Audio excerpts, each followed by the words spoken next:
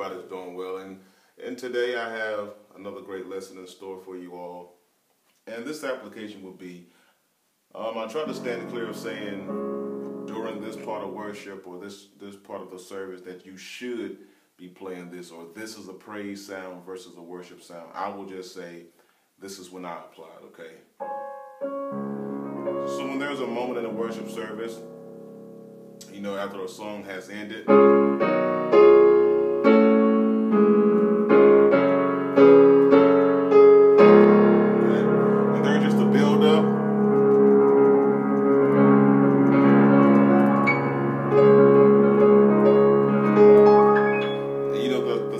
continuing to worship. Nobody's forcing anything, but it's just organic. And you know, it starts to kind of cool down, but people, it's kind of like a simmer down, if you will. People are still worshiping. Nobody is rushing to move on. So I'll switch and I'll go to that 4. I'm in the key of D flat, by the way. I'll go to that 4 and maybe switch to a strings preset. Now, of course, if you're playing a traditional organ or if you're playing a real piano, okay, you don't have options. But if you have a keyboard or a digital piano where you have presets, you know, you can layer or you can just switch to a completely different preset altogether. But be mindful when you're going to switch to a preset, whether it be an organ, preset, or a bass preset. Do I have it on? Where is it on here? I don't use these a lot.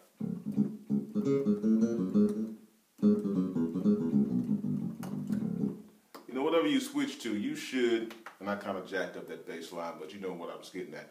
Try to embody the instrument of the preset. So in other words, don't continue to play a string sound as if you were playing a piano preset, okay? So case in point, if I were to still be on piano, trying to cool it down at this register sounds muddy. Doesn't sound good, right? But if I embody the sound of an orchestra, so now I'm thinking about not just playing the piano, but I'm thinking about violins, I'm thinking about the cello, okay? I can play down at that register, okay? So I'm going to show you a fairly simple, hold on you guys, I heard something beep, so. All right, I'm still recording, I thought I had cut off there. I'm going to show you guys something that you can do that gives you that real true orchestral feeling. It's only really using, I think, 4 or maybe 3 unique chords, but just using different versions. So I'm going to play it through, and then we're going to break it down. All right, let's go. So again, we've come out of a heavy climax. We're simmering down, so to speak.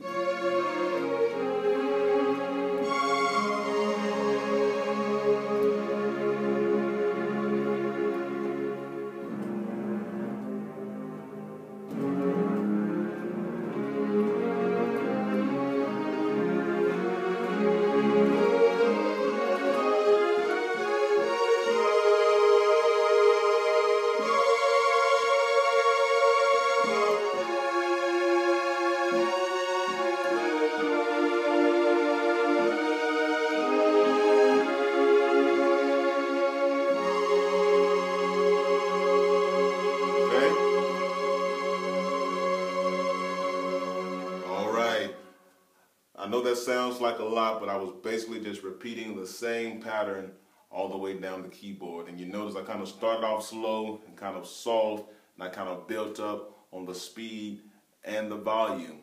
If you follow this channel, you know I've discussed before, play dynamically, add character to your playing.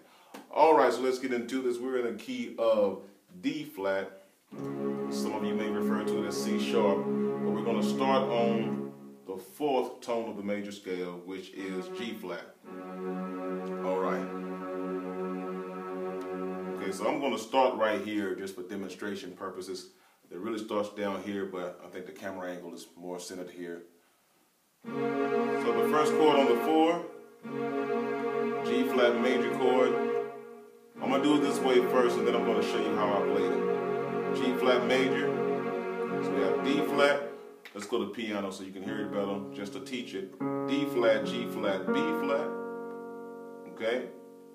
Then we're going to go to an A flat major, E flat, A flat, C. Back to a G flat, but now in a root position. Okay? G flat, B flat, D flat. And guess what? An A flat in root position. So we've only really played two chords, but in different inversions. Okay? Let's try it again. G flat in second inversion, A flat in second inversion, G flat root position, A flat root position. Okay, let's move on. We're going to play a D flat, second inversion. So that's G flat, D flat, F.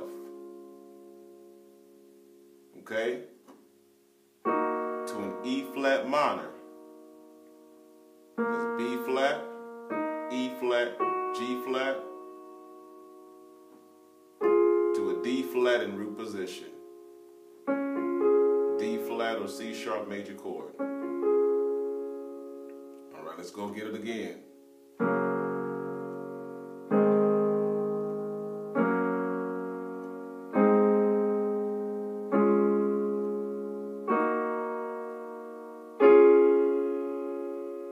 That's the entire progression until we get ready to bring it out and close it, okay? All right, but I was not playing the triads. If you noticed, when I played through the example, we're not in the closed divorcing position, okay? So what I was doing is taking the middle tone or the second voice of every chord, and I was dropping it, okay? It's called a drop voicing. Okay, so it's still a G flat chord, but I'm playing the middle note, the middle voice, down an octave. So I'm going to do the same thing for every chord. I'm going to remove the middle note, okay? So it sounds like this.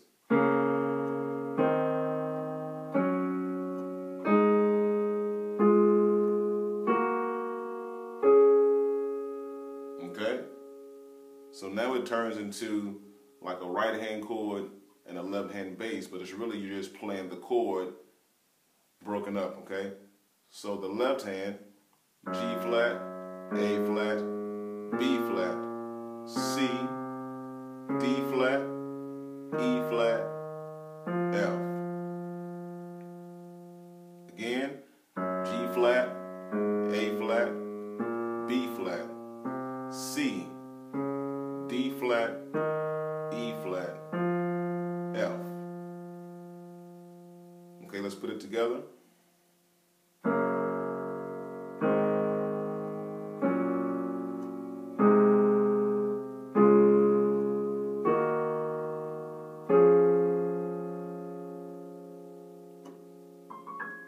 And that's basically it, again, until we get ready to close it, okay? So if I switch to my strings, and now I can bring it down, bring the whole progression down an octave, okay?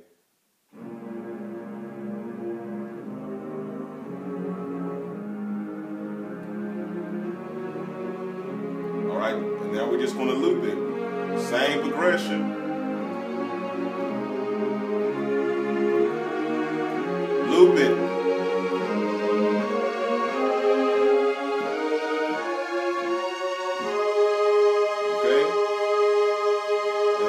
About here, you bring it on home. So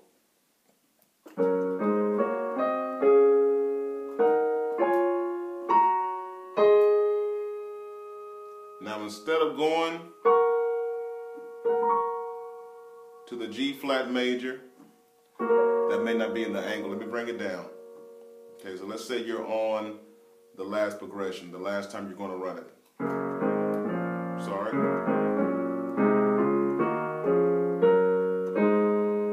Instead of going back to the G flat, flat minor. Okay? So let me teach the right hand first. So we have F, D flat. So again, we're going to do a drop voicing. So let me just teach you the full chords first. B flat minor, A flat major, G flat major, D flat major. Okay?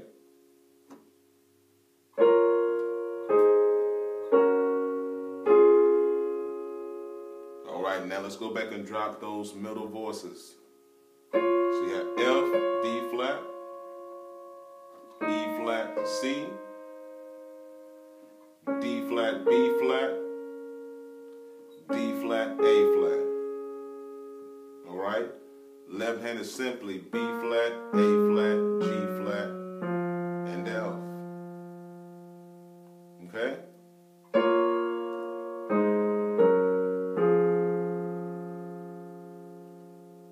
Moving on, we go back up to the G flat, back down to the D flat, E flat minor, okay? B flat, G flat right hand, E flat in your left. All right, now we're going to play a B flat major chord. B flat, F, drop the middle, an octave. So D in your left hand. Let's try them again.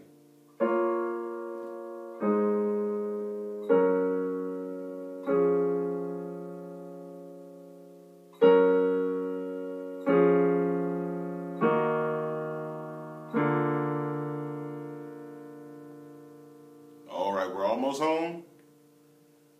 Next movement, we go back to the E flat minor.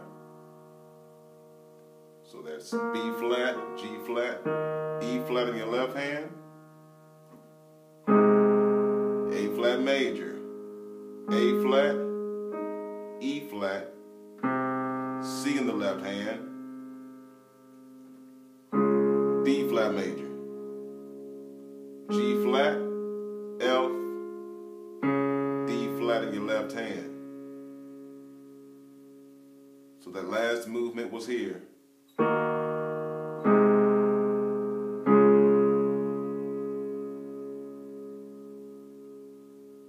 Try it together.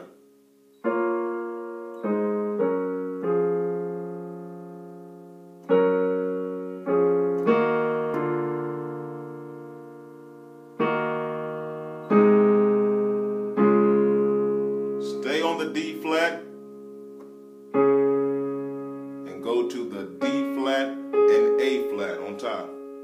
Okay? Doesn't sound too exciting with just the straight piano, but it sounds good with the strings preset. Okay? Again,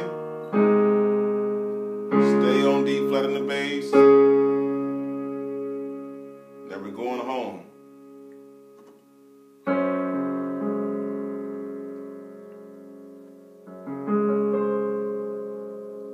So I like playing that 7. In the previous lesson I did, when we dealt with a transitional progression, I talked about dissonance.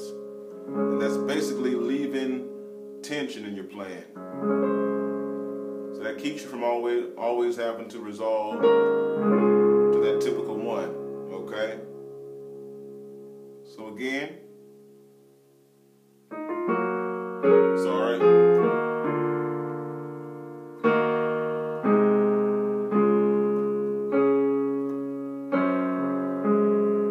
All right, so in the right hand, basically is a D flat major 7. Well, that's the sound we're going for. So we have D flat on the bottom, C on top, and left hand, we're going to arpeggiate, we're going to roll the G flat to the D flat to the A flat. Okay?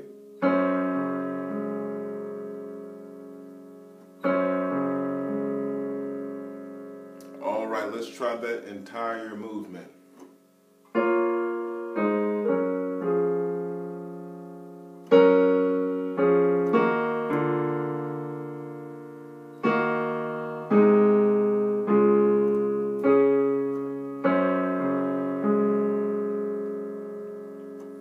Alright, so now let's see how it would sound with the strings application.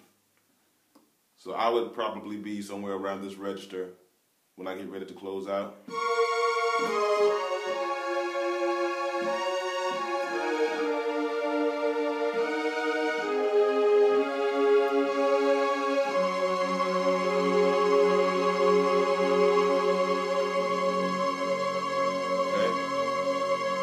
Alright, let's put it all together. And that'll be it for today.